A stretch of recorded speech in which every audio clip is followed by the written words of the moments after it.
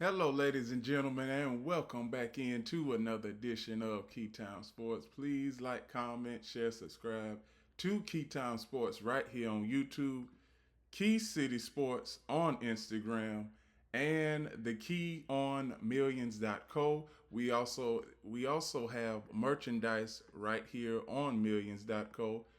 Here is my merchandise. We will be rolling out new merchandise at the end of this month. Here is my profile so that you will know it's me. And here is my media feed that you just saw a few seconds ago, where you can go and look at all of my segments, player interviews. We just recently did a player interview with Javon Brooks on Wednesday. So you can go on millions.co and check that out. And the interview is on all platforms. So now let's get back to the matter at hand. There were a few games that caught my attention last night, and I'm going to get into the very first one, which was the Golden State Warriors and the Houston Rockets. Now, both of these teams are still fighting for a playoff spot as we go to the standings. The Warriors, they are at the number 8 spot, and now the Rockets are at the number 4 spot in the West because they have lost. They lost last night, and the Minnesota Timberwolves have been on a 5-game winning streak. I'm going to get into the Timberwolves a little bit later on in the show. But as of right now, let's focus on the Warriors and the Rockets. So, Warriors and Rockets. Golden State Warriors starters: Draymond Green, 10 points; Guy Santos, 14 points; Al Horford, 17 points; DeAnthony Milton, 23 points; Brandon Podziemski, Zemski, 26 points. Now, for the bench production for the Warriors, not much, but they were able to find a way to win last night. Mevian Lewins, 0 points. Quentin Post, 3 points. Nate Williams, 2 points. LJ Cryer, 12 points.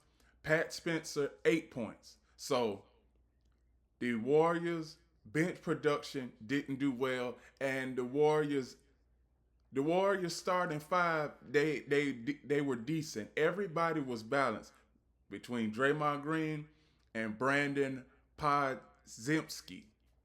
Yeah, so all of those were good. Let's see if the Warriors can go on a little bit of a winning streak. I know that they are at the A spot, but who knows? Between now and the rest of the season, they could go from 8, dare I say 6 or 5. They could. But as far as the Rockets, let's get down to the Rockets. Kevin Durant, 23 points. Jabari Smith Jr., 3 points. Terry Eason, 9 points. Alperen Sengun, 17 points. Amin Thompson, 18 points.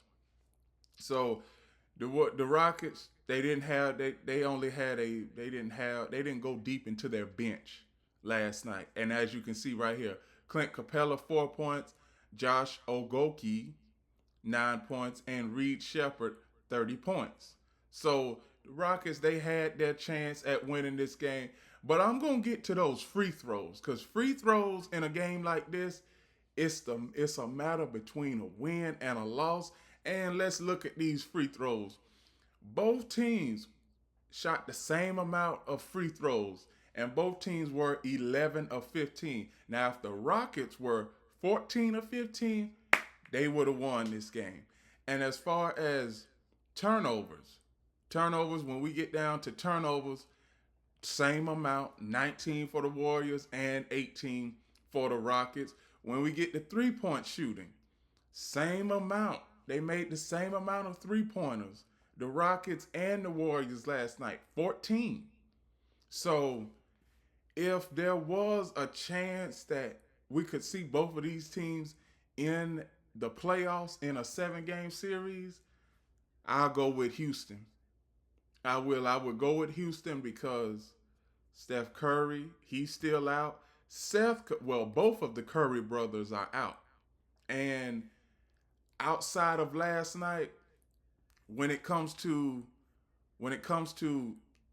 Santos, when it comes to Guy Santos and Brandon Zemsky, excuse me, they are not going to. Well, I know Brandon, he is not going to put up 26 points each night. So it's pretty much scores by committee when it comes to the Golden State Warriors, because you don't really have nobody that can really take over a game other than Steph Curry, outside of Steph Curry.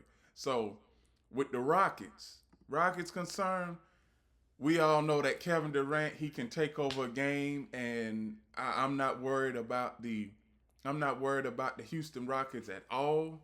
Now, one thing that I can say is that the records in the West are starting to fluctuate, because Lakers, they've been in the 5th and the 6th spot for the entirety of the season. Minnesota, 3rd spot. They've won 5 straight, so they are in the 3rd spot. So, and when we look at the Houston Rockets, the Rockets would be facing the Denver Nuggets in the first round of the playoffs if it were to happen like that. So, last few things I'm gonna say about the Warriors and the Rockets is, both of these teams, I don't know if they still have their rivalry going on, but this is how overtime. We're gonna get into overtime, tied at 101, and both of these teams at the end of regulation had a chance to win. Houston really had a chance to really put this game away, but we all know that you give a wounded dog life, and that wounded dog is going to take that momentum and win the game. And in this case, the Warriors, they were the wounded dog last night. Even though outside of that 3 that the Rockets made, it was still, as you can see, the Warriors' night. Because look at this. A clutch shot right there when you need it by Cryer, LJ Cryer. And then you see this shot right here. It was pretty much that was a bad shot, but Sengun rebound, put it back in. And as you can see, Zemsky for a 3. That was one of the 5 threes that that is one of the 3 threes that he made last night. And he was just very efficient when he was on the floor. Down the stretch, it was basically him scoring the ball. And as we can see, Kevin Durant, he's done that shot in his sleep. He's made that shot in his sleep. And then we see where Al Horford get him down on the block, and he makes the shot. And the last few seconds of this game, was critical. Nobody, and I do mean nobody, could make a shot at the rim. But then we get down to the last 5 seconds. Last 5 seconds, let's see. You got a play ran for Kevin Durant. He got fouled. And right here, he misses the free throw. Now he's going to have to miss the next one in order to have a chance at making C. Basically, when you get to, I'm going to go back to let everybody see and understand what I was talking about. So right here afterwards, I'm going to pause it right here. Right here, the Rockets are down by 3. If he makes this, then they're only down by 2. He would have to miss the second free throw in order for the Houston Rockets to get a game-winning 3. So obviously, Kevin Durant missed the first one. And then he makes the second one, but he didn't want to make the second one. And obviously, the Warriors come out of Houston with a 115-113 win. So now we look at both of these teams. 4-8, Rockets and Warriors. So the Rockets did what the Rockets they lost the game that they couldn't afford to lose, because now if if the playoffs were to start, they wouldn't have home court advantage. They would have to go on the road to Denver and win one or two games in Denver in order to win a possible 7-game series with the Denver Nuggets. So now I am going to the next game on this list, and it is the Timberwolves and the Toronto Raptors. Now, Toronto Raptors have been a team that has flown under the radar throughout the entirety of this season in the Eastern Conference. Toronto, they are still fifth in the East, and I don't see them moving up or going down. Obviously, we already know that the Philadelphia 76ers are right there, but 76ers aren't as strong as they have been in past years. But back to the Raptors and the Timberwolves at hand. Brandon Ingram, 14 points. RJ Barrett, 25 points. Scotty Barnes, 16 points. Jacob Politi, 9 points. Emmanuel Quickly, 18 points. Bench production for the Raptors, Sandreo Mikhailov-Shelevi, 11 points. Trace Jackson Davis, 2 points. Jamison Battle, 2 points. Jonathan Magobu, 0 points. Jamal Sheed, 2 points. Jacoby Walter, 2 points. Grady Dick, 6 points. And Gary Temple did not play because of coach's decision. Okay, that's what the Raptors did last night. Now let's go on down to the Minnesota Timberwolves and the one team that has been on a winning streak as of late. They have won 5 straight games, and last night the team was very efficient. Julius Randle, 17 points. Jaden McDaniels, 8 points. Rudy Gobert had I'm surprised Rudy Gobert scored that many points last night, 18. Because last time Rudy Gobert scored 18, that was 5 years ago. 5 years ago, he scored 18 points. And now we get to a time where he is not just an offensive liability on the court. He is a scorer. Dante DiVincenzo, 16 points. Anthony Edwards, Ant-Man, as everybody likes to call him, 22 points. He was 8 of 12 from the floor. He was very efficient. But let's get to the bench production, and I want to congratulate the Minnesota Timberwolves bench production. Everybody on this list contribute in some sort of way. No matter whether it's in the score, no matter whether it's in the score sheet or rebounds, they contribute some way. Kyle Anderson, 4 points. Julian Phillips, 2 points. Jordan Bringer, 0 points. Nas Reed, 12 points. Ayo Dazumi, 13 points. Jalen Clark, 0 points. Terrence Shannon Jr., 0 points. Bones Highland, 3 points in 13 minutes. So now let's look at the statistics for both of these teams. Shot selection was pretty bad for the Timberwolves. As we can see, 3-point shooting was bad, 9 of 21. The Timberwolves were 13 of 31. Free throw percentage, that's one reason why the Timberwolves lost last night. 67% from the free throw line. And for the Timberwolves, they were 78%. Offensive rebounds, +5 for the Toronto Raptors. Defensive rebounds, +6 for the Timberwolves. Blocks, pretty much the same. Turnovers, 14 turnovers for the Toronto Raptors, 13 for the Minnesota Timberwolves. And points in the paint, 52-48 in favor of the Timberwolves. And the largest lead of this game was 18 for the Timberwolves, and 12 for the Toronto Raptors. Now let's look at some of these clips from last night's game in the fourth quarter, and I am just going to let everybody watch. This is a fast break. Jaden McDaniels for a three. That is just a walk-in three right there.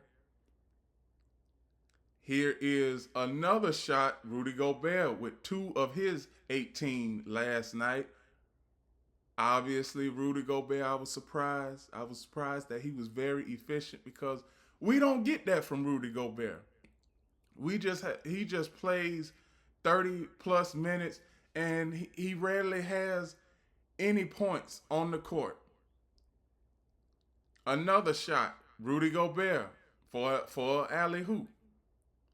Then we get to Brandon Ingram. Brandon Ingram, he did have a good night, but we all know with the Raptors, you could pretty much wear their 3 best players, their top 2 best players out, which is Brandon Ingram and RJ Barrett.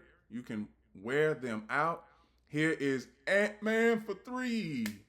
Now that was the nail in the coffin there, because the Timberwolves, they went up by 14 at that point, and it was pretty much all she wrote. As you can see, at the end of this, it is 115 to 107. And let's go on to the next game. Now, the next game, Detroit Pistons, San Antonio Spurs. Last week, the San Antonio Spurs won versus the Detroit Pistons in Detroit, and it was pretty much the same exact thing, but it wasn't a blowout like it was in Detroit. The Detroit Pistons, Tobias Harris, 11 points. Duncan Robinson, 11 points. Jalen Duren, 7 points. Cade Cunningham, 26 points. Azure Thompson, 0 points. Bench production. The Pistons, they had 9 guys come off the bench last night. Paul Reed, 6 points. Isaiah Stewart, 18 points. Ronald Holland II, 10 points. Bobby Clintman, 0 points. Javonte Green, 10 points. Carius LeVert, 0 points. Kevin Huerter, 7 points. And then you have Marcus Shawza, Chaz Lanier, and Danish Jenkins all have 0 points. For the San Antonio Spurs, Julian Champagne, 16 points.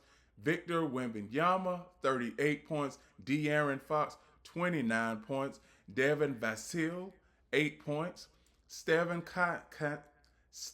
Castle, 11 points. Lindy Waters III, 0 points. Keldon Johnson, 8 points. Carter Bryant, 2 points. Bismack Biyombo, 0 points. Luke Cornett, 2 points. Jordan McLaughlin, 0 points. Dylan Harper, 7 points. Now, when we look at the Spurs, we already know that the Spurs are the second best team in the West still. We all know that. And the Pistons are the best team in the East. But I don't think the Detroit Pistons are going to have that top spot in the East for long, since Jason Tatum is coming back for the Boston Celtics. And I'm going to get into that a little bit later on in the show, or I'm going to do that in a segment next week. I'm totally not sure. But the Boston Celtics, they have a game versus the Dallas Mavericks tonight. So I believe that Jason Tatum will be playing in tonight's game. But back to what I was saying about the Spurs and the Pistons. Both teams are pretty much tops in their conference, with the exception of the Oklahoma City Thunder being just a few games better than the Spurs.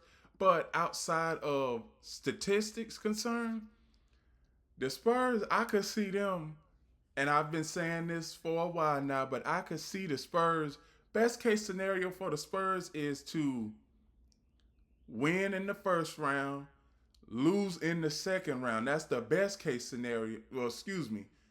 The best case scenario for the Spurs is to make it to the Western Conference Finals. The worst case scenario is if the Spurs lose in the first round. That is the worst case scenario. Now, for the Pistons, same exact thing, because the Pistons, they still have a young bunch. They got to the playoffs last year, lost in the first round. Let's see if the Pistons can have some improvement heading into the playoffs this year. Now, we look at the statistics from last night's game for both the Pistons and the Spurs, and we can see the majority of it is the Spurs all the way. Offensive rebounds +6 for the Pistons. Defensive rebounds +8 for the Spurs. So the rebound department, it went to the Spurs as far as defensive rebounds. Points in the paint, not too many points in the paint for the Pistons, but it was over 50 points in the paint for the Spurs, to be exact, 52 points. Largest lead of the game was 22. The Pistons did not lead at all in this game. The closest score in this game was when they started out 0-0, when they tipped the ball off for this game.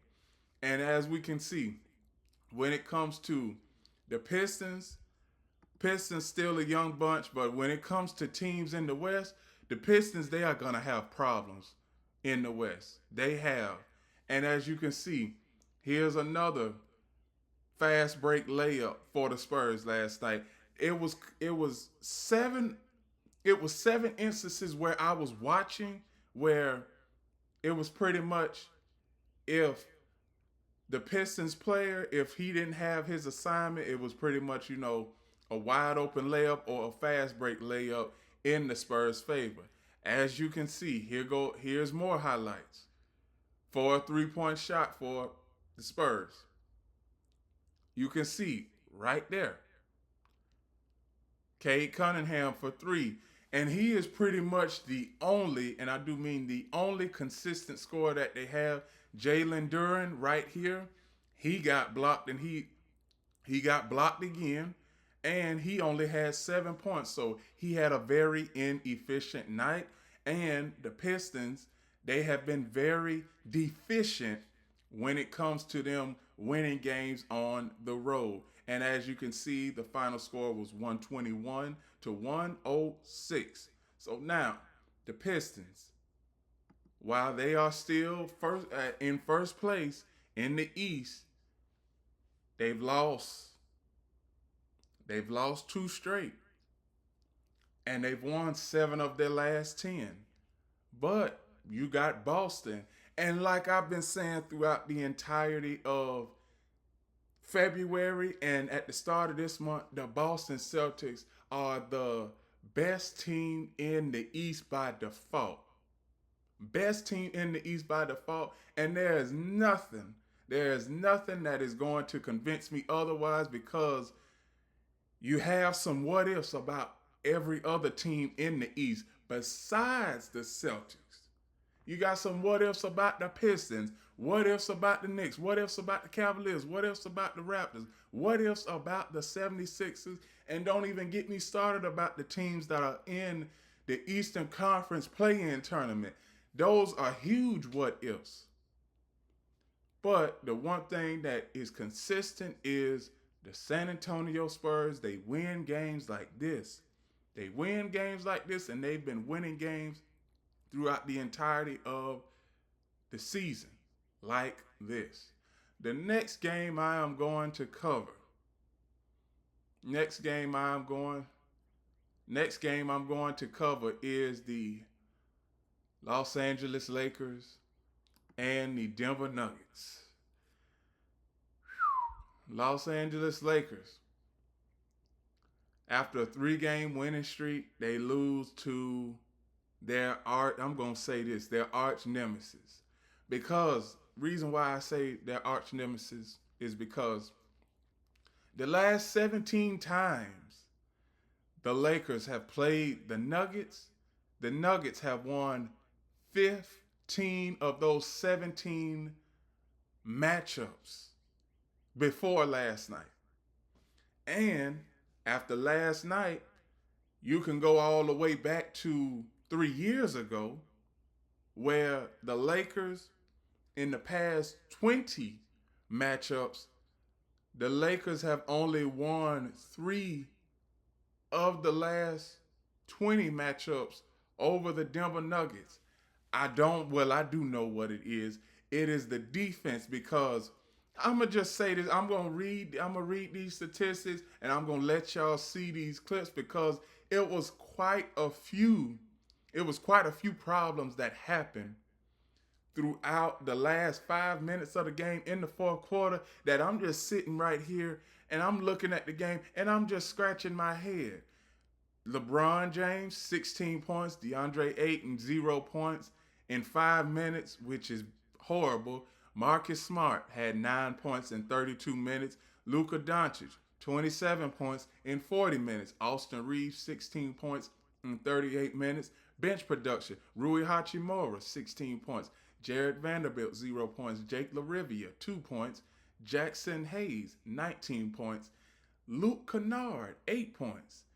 And we look at the Lakers. When we see the Lakers, what is the one thing that I always have trepidation with the Lakers? It is defense, because I'm not worried about their offense. It's all about defense. When we get down to the Denver Nuggets, we see Zeke Naji, 5 points. Nikola Jokic, 28 points. Jamal Flamethrower Murray, he was very efficient last night.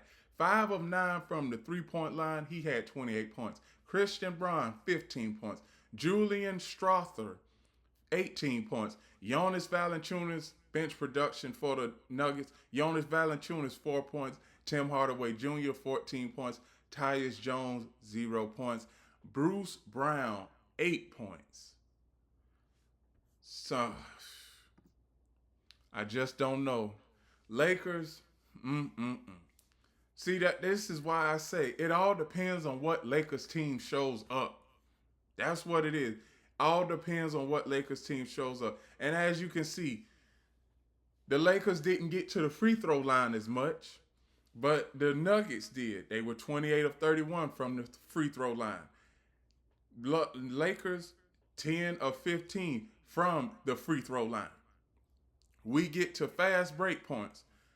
The Lakers had more fast break points. The Lakers had more fast break points, 22 to 11. Points in the paint, 54 to 42. But with the Lakers are going to Laker. And one thing that I can say about the Lakers is they are bound to have defensive lapses. And that's exactly what they had last night. I'm going to just give y'all the final 5 minutes of the fourth quarter. As you all can see, the Lakers are down by 6, now down 4. Here is Austin Reeves. He gives the ball to Jackson Hayes. Luka Doncic goes up. Jackson Hayes gets the alley-oop, and here is the final few minutes. Got it back down to 2, and I'm saying to myself, okay, Lakers, y'all got to defend. Got it back down to 1. I'm like, the Lakers, they got to defend. And as you can see right here, the Nuggets went up by 3, and it was pretty much, I would say, game over. And right there, it was pretty much game over, because they went up by 5, and they ended up going up by 7 with under 30 seconds to play. So Lakers missed free throws, turnovers, and defensive lapses is what caused them to lose the game last night. And I'm going to go back to the standings. The standings for the Lakers, is one thing about them is the Lakers, they not gonna have home court advantage for a playoff series. They not. And the Lakers, if the playoffs were to start next week, they would be facing the team that knocked them out last year, which is the Minnesota Timberwolves. Now, one thing I can say about the Denver Nuggets, they know how to turn it on when it needs to be turned on. They know how to turn on that alarm system and have everybody, have all of their opponents on alert. And that's one reason why I call Jamal Murray Jamal Flamethrower Murray, because he can get hot at any time, no matter how the game is, and no matter how far the shot is. He believed that he can make every shot on the court.